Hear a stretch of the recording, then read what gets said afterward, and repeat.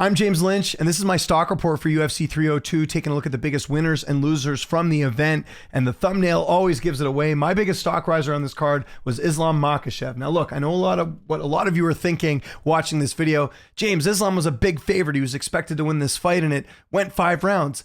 The fact that it looked like he had staph infection going into this fight, the fact that he's fighting a guy in Dustin Poirier with nothing to lose. I mean, a year ago, we didn't even think that Dustin Poirier was even going to get a title shot again. So he gets this opportunity here. He's a big underdog. You know, he's got a puncher's chance, right? Poirier's got, knockout power. And Islam, he outstruck him. He looked great in the fight. And I think overall put on a really complete performance. Could it have been better if it was a, first or second round finish? Of course. But I think this just shows how tough Dustin Poirier is. And I think this was a good win for Islam Makhachev, getting that experience, going in the later rounds, just a really complete performance from him. And the big thing you got to look at here is that, obviously Arman Tsarukyan's going to be next, but we're starting to get that talk of him moving up a weight class and challenging himself. That is a big stock rise in my eyes here. And I think as well, just the fact that, there's a lot of big things ahead for Islam Makhachev compared to anyone else on the card. And the other reason I wanted to put Islam in the top spot as well is that this was probably the best fight on the card, in my opinion, was the main event. So I wanted that to get rewarded here. So to me, Islam Makhachev, the biggest stock riser on this card. Again, big betting favorite going in.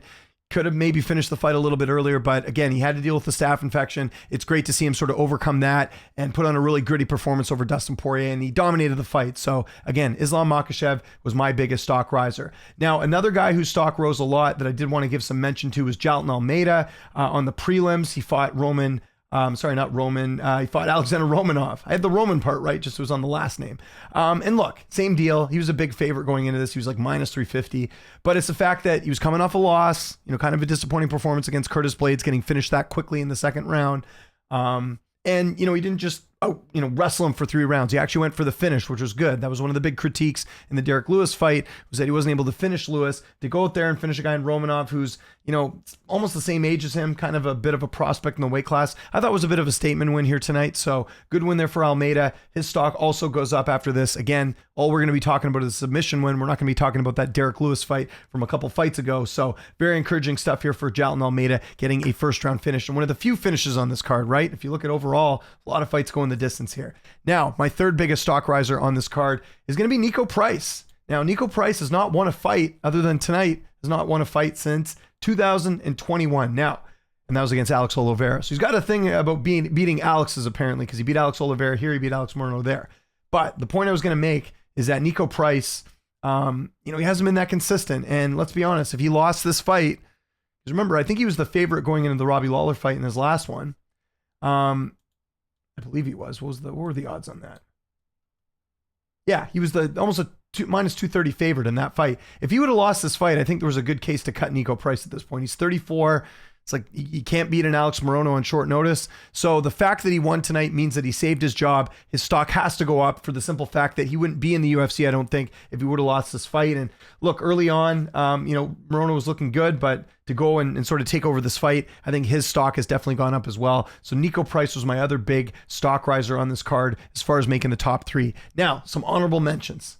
He didn't get the win, but I think Dustin Poirier's stock went up tonight, Didn't get finished early on. That first round when Islam got the takedown, I thought, it's probably going to be a first round submission win for Islam. And he hung in there. Some good submission defense.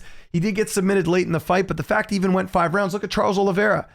He lasted, a couple rounds with Islam. He got finished. Islam is, he knocked out Volkanovski in his last fight. The fact that Poirier went this long, I think speaks to how tough he is, how good he is.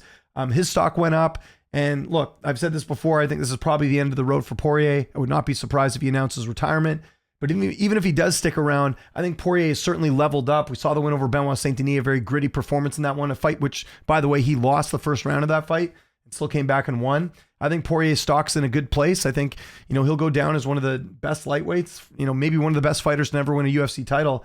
But I think Poirier's stock went up a bit, so I'm going to give him an honorable mention here. The other honorable mention, got to mention Sean Strickland.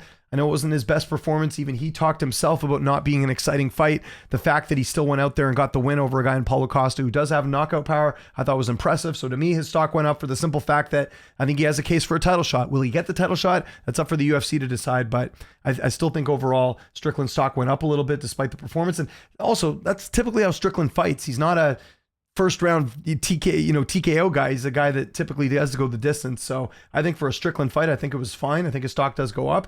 Then the other stock riser on here as well, Roman Kopylov. A lot of people were on Cesar Almeida tonight. Kopylov, very composed. Didn't have a problem striking with him. Got a couple takedowns as well. I think his stock goes up too, after rebounding after that loss against Anthony Fluffy Hernandez. And then two more I wanted to mention. Randy Brown, nice win over Zaleski. Zaleski, a dangerous vet. And Kevin Holland breaking Olszewczyk's arm. That has to put his stock up a little bit. Just the question is, which weight class is he going to fight in next? Is it going to be at 185 or 170? So those are the stock risers on this card. Let's talk about the stock droppers. And to me, it's Paulo Costa. Now look, again, Strickland, I think going into this fight, what type of favorite was he? He was a minus 260 favorite, so Costa wasn't expected to win. It's just the fact that, he had that missed opportunity against Whitaker. He wasn't able to finish Whitaker in the first round. I think he could have, wasn't able to do it there. And his cardio in this fight, like, dude, this was a 5-round fight.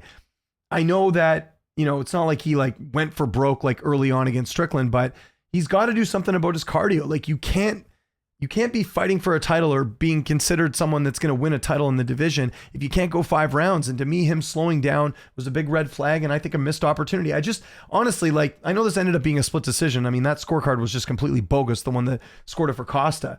But I didn't think the fight was that close. I thought Strickland clearly won all the rounds. I mean, maybe you could give a round or two to Costa, but I thought, overall, Strickland, I thought, won the fight with no problem.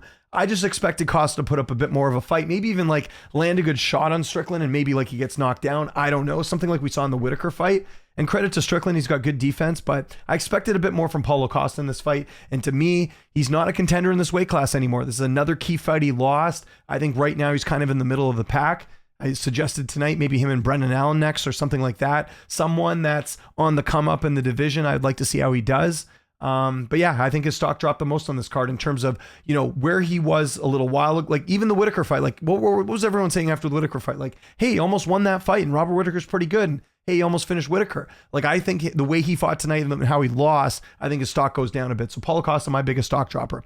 Another one we got to mention is Alex Morono. Now look, there's been this, I've seen the pitchforks out tonight. I'm seeing it on social media. I'm seeing it on even my videos. People going after Morono. Look, this was a missed opportunity. The fact that he gassed out so bad is not a good sign. But the reason I didn't have him as my number one is that, number one, he came off a loss 2 fights ago, right? He lost to Buckley and he lost to Ponzinibbio prior to that. But two, it was a short notice fight. So I kind of cut him a bit of slack here. I don't know what type of stock he sort of had going in other than him being the betting favorite. But yeah, he's got to be on this list because to me, he just didn't look good late in the fight. And I think that was a fight he could have won.